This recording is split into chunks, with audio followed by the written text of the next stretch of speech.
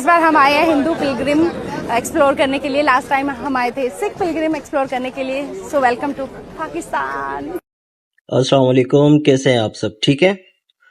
अच्छा, मैंने अभी ना एक पॉडकास्ट देखा लकी बेस्ट का, जिसमें वो ज्योति मल्होत्रा के ऊपर सारी बातें कर रहे हैं कि कैसे वो पाकिस्तान की स्पाई बनी और दिल्ली एम्बेसी में मौजूद किसी दानिश के हाथ चढ़ी, फिर इंडिया की जासूसी की पाकिस्तान के लिए।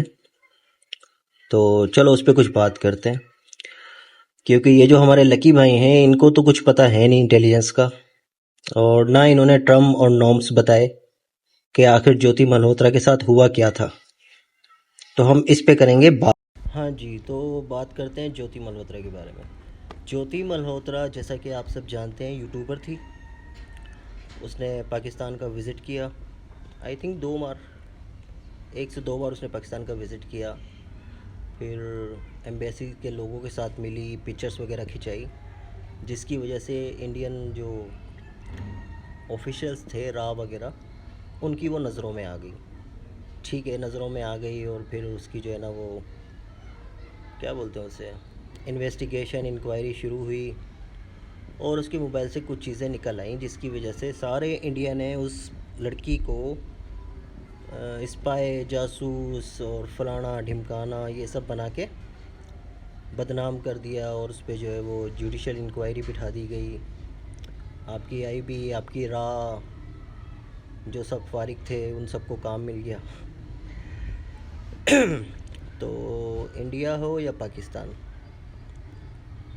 सिविल जो लोग होते हैं ना, उन्हें एक बात का पता होना चाहिए कि जो एम्बेसीज़ होती है ना, चाहे वो पाकिस्तान में इंडिया की हो या इंडिया में पाकिस्तान की हो, ये कोई आपकी वेलफेयर्स के लिए वहाँ नहीं बैठे होते। ठीक है, ये सब अपने कंट्री के दिफा, उसकी प्रोटेक्शन, और जिस मुल्क में ये बेस होते हैं उस मुल्क की फ्यूचरिस्टिक पॉलिसीज़ जो इनकी कंट्री के लिए कितनी अच्छी हैं, कितनी बुरी हैं, उन सबको नोट करने के लिए, उन्हें मैयर करने के लिए, उनसे जूझने का, लड़ने का लाहे अमल बनाने के लिए, लाहे अमल मतलब स्ट्रेटजी। ठीक है, हिंदी में इसको पता नहीं क्या कहेंगे मुझे।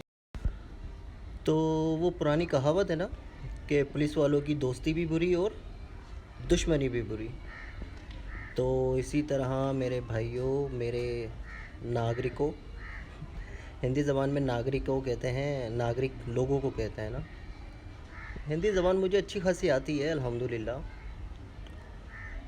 ज़्यादा तो मैं कुछ बता नहीं सकता, बट कुछ लोग हैं जो इस आवाज़ को सुनेंगे तो वो पहचान जाएंगे कि ये आवाज़ किसकी है। अब लकी बेस्ट की तरह मैं कहानियाँ तो कर नहीं सकता यार, क्योंकि अल्लाह का शुक्र है मैं 4 साल जेल में तो रह के नहीं आया, जो मेरे पास इतना टाइम हो कि मैं कहानियाँ क्रिएट करूँ, कहानियाँ बनाऊँ। और हमारे पाकिस्तान में, हमारा पाकिस्तान मीडिया जो है ना, वो इन चीज़ों को इतना ज़्यादा वो फोकस भी नहीं करता, उठाता भी नहीं है। ठीक है, इंडियन मीडिया तो फिर इंडियन मीडिया है ना, वो तो मिस्टर धर्मेंद्र पाजी को उन्होंने जो ना वो डेथ डिक्लेयर कर दिया था, अल्लाह उन्हें सेहत दे। अच्छा, तो हम कहाँ थे? एम्बेसीज़ पे। तो जैसे पुलिस की दुश्मनी और दोस्ती बुरी है ना, ऐसे ही इंटेलिजेंस वालों की दुश्मनी और दोस्ती ये मौत है। ठीक है, तो कहीं पे भी रहें, किसी भी मुल्क में रहें, कोशिश करें एम्बेसीज़ में ना ही जाना पड़े, और अगर जाना पड़े तो यारी दोस्ती रिश्तेदारी बनाने की कोई ज़रूरत नहीं है। अपना काम नहीं, अपना काम करवाएं, अपना काम लें और अपने काम से काम रखें। तो हम आते हैं ज्योति मल्होत्रा पे। ठीक है, अच्छा, ज्योति मल्होत्रा जो थी, ये क्योंकि यूट्यूबर थी, ब्लॉगर थी, इसको सीढ़ी चाहिए थी। सीढ़ी मतलब हेल्प चाहिए थी ना। अब जो भी यूट्यूबर होगा, ब्लॉगर होगा, वो क्या चाहेगा कि मुझे किसी भी मुल्क में जाने के लिए वहाँ की मतलब वीज़ा मिल जाए, वहाँ मुझे प्रोटोकॉल मिले, वहाँ के हाई ऑफिशियल से मेरी मुलाकात हो और मेरे सारे अरेंजमेंट्स हो जाएं। तो ज्योति मल्होत्रा जो थी बेचारी, उसके साथ भी यही हुआ। पाकिस्तान आना, घूमना फिरना, इन सारी आसाइशों के बदले वो बेचारी थोड़ी सी हो गई डी।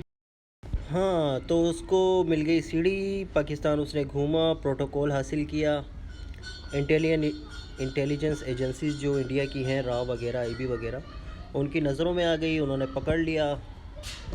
अब मेरा एक सवाल है, ठीक है, मिस्टर लकी बिस्ट हो गया, राज सामानी हो गया, या जितने भी इंडिया के पॉडकास्टर्स हैं या इंटेलिजेंस ऑफिशियल्स हैं, मेरा एक सवाल है यार, आपके मुल्क की एक ब्लॉगर है, ठीक है, वो बेचारी डी ट्रैक हो गई, बातों में आ गई, और उसने, क्योंकि उसको ग्रीड था अपने व्लॉगिंग करियर का, वीडियोस बनानी थी, पाकिस्तान को दिखाना था इंडिया में।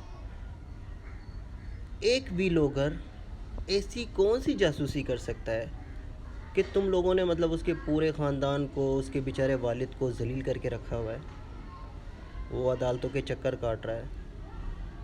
नहीं, इंडिया वालों, मैं सिर्फ इतना पूछना चाह रहा हूँ यार, क्या तुम्हारी गवर्नमेंट के सीक्रेट रोड पे पड़े होते हैं, या उन तक पहुंचना जो है ना वो इतना इजी होता है कि कोई भी ब्लॉगर उठ के वहाँ तक पहुंच जाएगा?